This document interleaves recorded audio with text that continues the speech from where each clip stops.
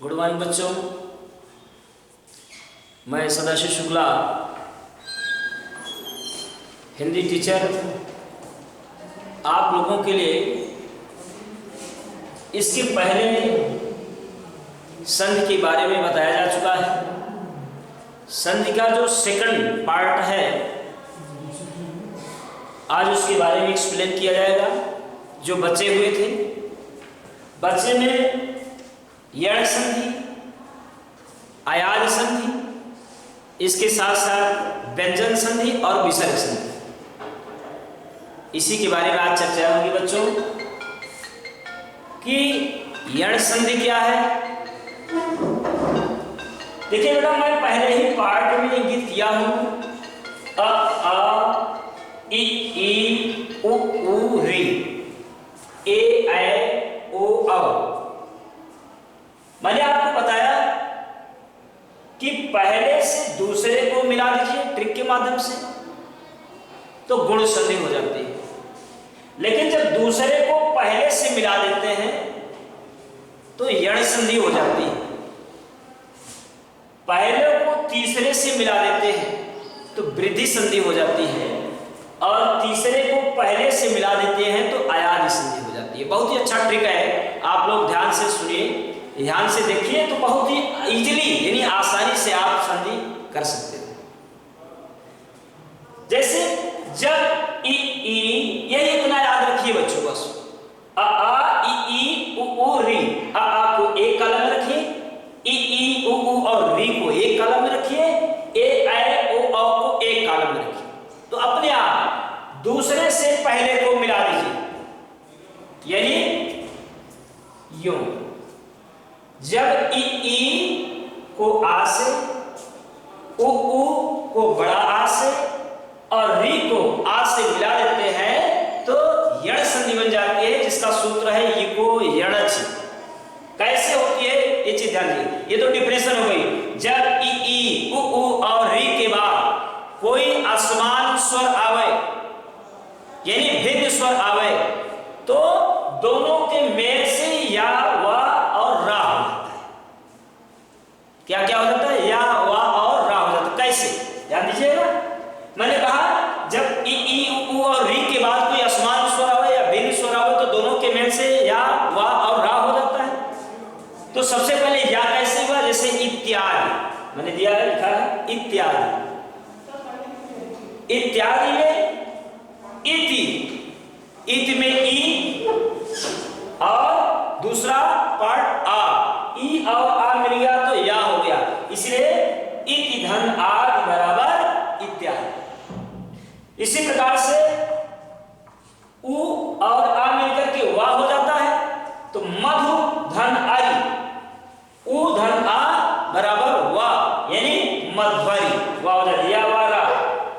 ऐसे स्वागतम उ और आ मिलके बड़ा आ, उ और बड़ा आ मिलकर के बड़ा वा हो जाता है। शुधन आगतम बराबर स्वागतम, यानी कहने का तात्पर्य दूसरे को पहले से मिला देते हैं तो ई आ जुड़ जाएगा, बड़ी और बड़ा आ जुड़ जाएगा, छोटा में आ जुड़ जाएगा, बड़ा में आ जुड़ जाएगा, री में आ जुड़ जाएगा तो या वा और रा हो जाता है। अब देखिए ये तो होगा आपकी यण संधि। इसके बाद आता है आपके लिए अयाज संधि। यही दो बचे हुए थे उस दिन की वीडियो में, सेकंड की वीडियो में मैंने कहा इसकी चर्चा कर ली जाए, नहीं तो आप लोग सोचोगे कि सर दो तो बचा ही रह गया था। उसी दो के लिए इस वीडियो में इसको समाहित करते हैं। अयाज संधि,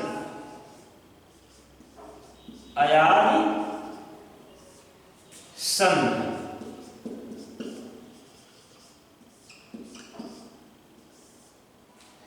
इसका सूत्र है एचो ऐवा यावा। अब अयाज संधि में आपको देखना है, मैंने क्या कहा, जब ए ऐ ओ औ के बाद कोई भिन्न स्वर आवे, जब कौन लास्ट ए ऐ ओ औ के बाद कोई भिन्न स्वर आवे तो दोनों मिलकर के ए का ऐ, ओ का औ का आओ हो जाता है। ए ए का ए, ओ का आओ का आओ हो जाता है ऑटोमेटिक, बहुत आसान। कैसे? जब ए ऐ ओ औ के बाद कोई भिन्न स्वर आवे तो दोनों मिलकर के ए का ऐ का आ, ओ का औ का आ हो जाता है। जैसे नयन, मैंने कहा आए, ए और आ जोड़ देते हैं, ने धन अन, अब यही चीज जोड़ते हैं बेटा, तो ने ए और आ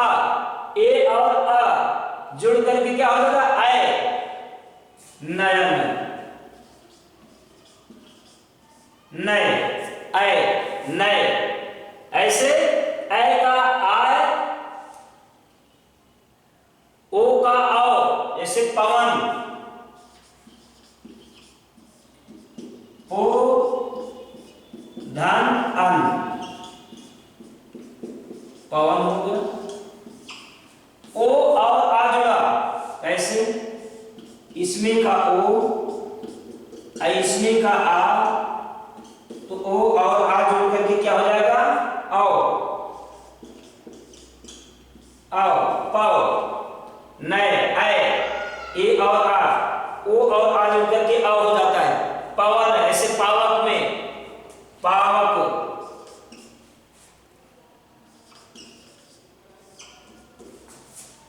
पौ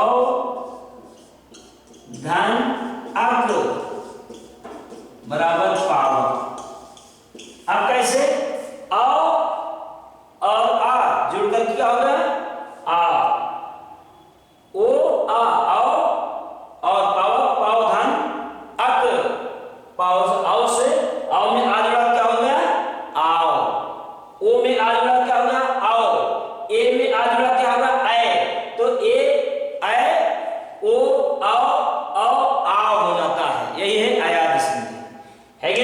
ये चीज ध्यान दीजिएगा, ठीक है? पहले को दूसरे से जोड़ेंगे तो गुण संधि, दूसरे को पहले से जोड़ देंगे तो यण संधि, पहले को तीसरे से जोड़ देंगे तो वृद्ध संधि, तीसरे को पहले से जोड़ देंगे तो अयाद संधि। बहुत ही अच्छा ट्रिक है आप लोगों के लिए, यदि आप लोग ध्यान से इसे देखेंगे तो बहुत ही आराम से संधि को सीख सकते हैं।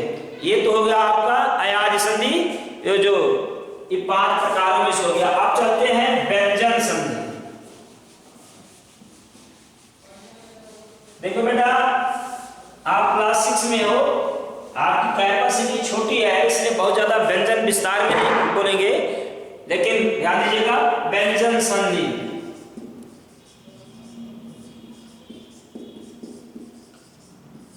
इसके अनेक नियम हैं जो आप लोग आगे वाली कक्षा में जाओगे तो पढ़ोगे कौन कौन से नियम है व्यंजन संधि में। तो सबसे पहले देख लेते हैं कि व्यंजन संधि है क्या।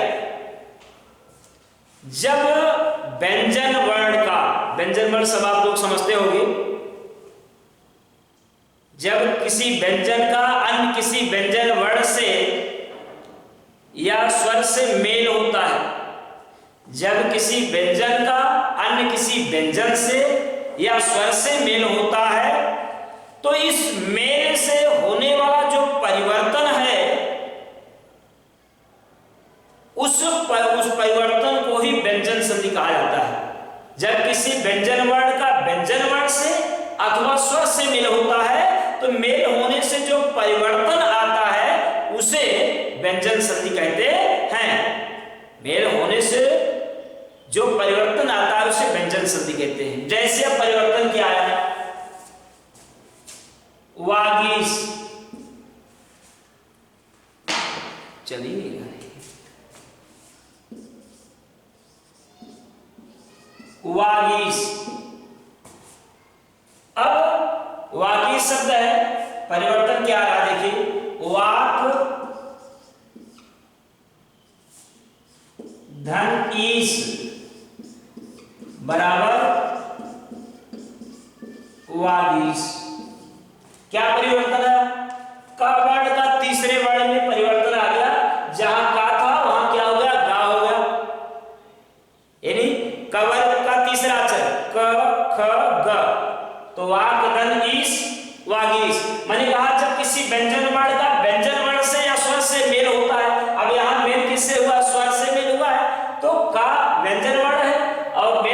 गया, स्वर से हुआ है, तो परिवर्तन क्या गया, का गा हो गया, ये तो क्या हो गया, वागीश बन गया। यही ये जो परिवर्तन है यही व्यंजन का नियम है, का गा में परिवर्तन हो जाए। जैसे सज्जन,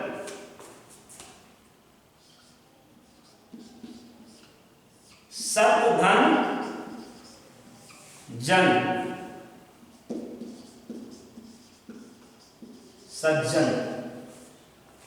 अब देखिए इधर ता है, इधर जा है, ता को जा से मुलाकात करते हैं, मेल करते हैं तो डबल जा हो जाता है, इसका एक रूल्स है।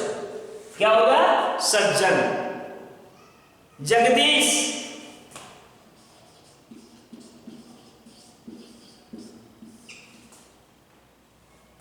देखिए जगत,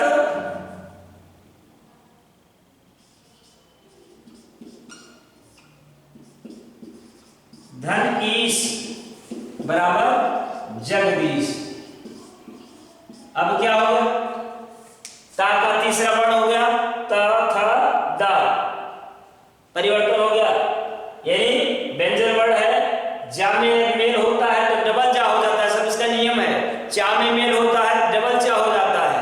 आगे नियम आप पढ़ेंगे नेक्स्ट कक्षा में, क्लास 7th में।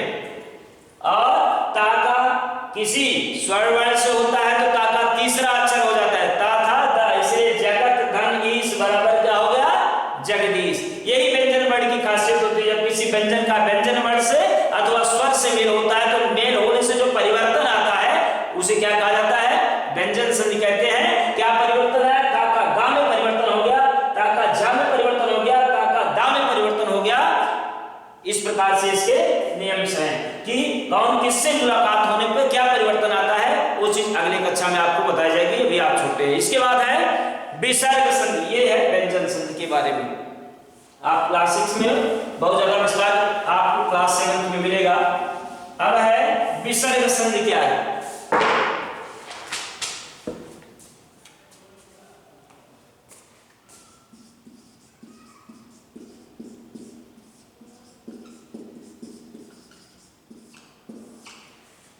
विसर्ग संधि, बेटा ध्यान दीजिएगा, विसर्ग का किसी स्वर या व्यंजन से मेल होने पर, जब विसर्ग का किसी स्वर से मेल होता है या व्यंजन से मेल होता है तो इस मेल से भी जो परिवर्तन आता है इसे व्यंजन संधि कहते हैं। जैसे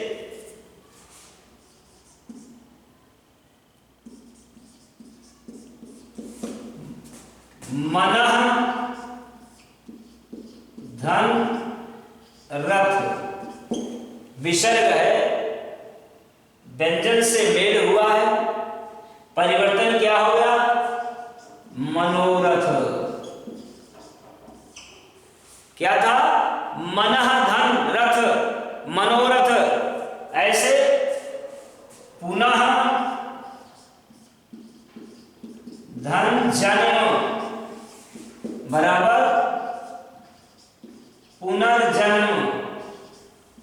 अब देखिए विसर्ग है, व्यंजन से मेल हुआ, इस विसर्ग का जब व्यंजन से मेल हुआ तो क्या होगा, रा बन गया, पुनर्जन्म। मनः धन मनोरथ, नमः धन का नमस्कार। इसी प्रकार से विसर्ग संधि में है, जब विसर्ग का किसी स्वर या व्यंजन से मेल होता है तो इस मेल से के होने से जो परिवर्तन आता है उसे विसर्ग संधि कहते हैं। परिवर्तन क्या है, मना था, परिवर्तन हो गया, मनोरथ हो गया।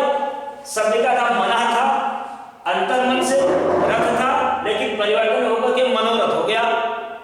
पुनः धन जन्म, पुनः मीन्स फिर से, जन्म मीन्स जन्म, तो अब परिवर्तन होकर के एक अलग शब्द बन गया पुनर्जन्म। तो इस प्रकार से व्यंजन जब विसर्ग का किसी स्वर या व्यंजन से मेल होता है तो जो परिवर्तन आता है उसे विसर्ग संधि कहते हैं। ये आपके क्लास 6 के कोर्स में बस ये इतना, इसके आगे जो भी विस्तार किए जाएंगे नेक्स्ट क्लास में विस्तार करके बताए जाएंगे। Thank you very much.